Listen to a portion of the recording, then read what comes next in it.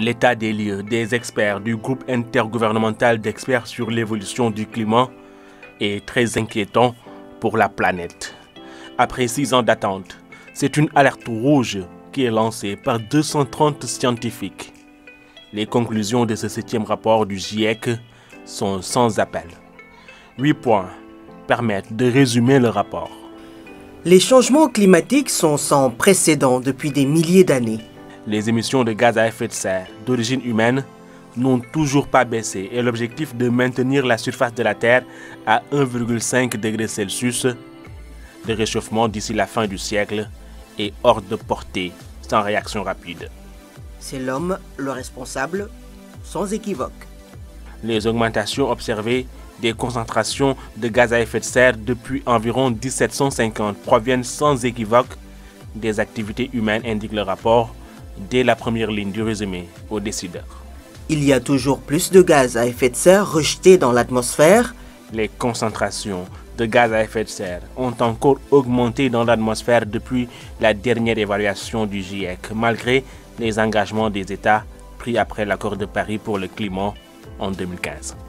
L'objectif de limiter le réchauffement à 1,5 degré Celsius est déjà hors de portée. En 2020, il a fait plus chaud avec une mesure à 1,59 degré Celsius sur les terres, tandis que l'océan s'est réchauffé un peu moins. On a maintenant une meilleure connaissance des disparités régionales. Chaque région est confrontée à des changements croissants, mais différents. Ce que les gens vivent est souvent très différent de la moyenne mondiale. Par exemple, le réchauffement des terres, déjà 1,59 degré Celsius, est plus important que la moyenne mondiale, 1,1 degré Celsius. Et il est 2 fois plus élevé dans l'Arctique. Le cas du méthane devient alarmant. Dans cette nouvelle évaluation, le GIEC consacre un chapitre spécial au méthane, principal gaz à effet de serre après le CO2. Il est désormais responsable d'un quart du réchauffement climatique. Il persiste moins longtemps dans l'atmosphère que le CO2, mais a un pouvoir de réchauffement 28 fois supérieur. Les conséquences sont de plus en plus dramatiques.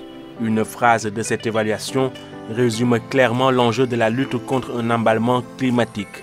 Maintenir les températures en dessous de 1,5 degré Celsius éviterait 255 000 décès prématurés et 26 millions de tonnes de pertes de récoltes dans le monde. À ce niveau de chaleur, les canicules seront plus nombreuses, les saisons chaudes plus longues et les saisons froides plus courtes. La balle est dans le camp des États.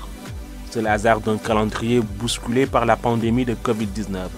Ce premier volet du 6e rapport d'évaluation du GIEC est disponible à temps pour la COP26, la conférence des parties signataires de l'accord de Paris. Prévue à Glasgow, en Écosse, en novembre 2020, elle a été repoussée. Les conclusions du GIEC devraient être intégrées aux délibérations de ce sommet climat et les pays doivent se saisir de cette contribution inestimable aux négociations sur le climat et à la prise de décision.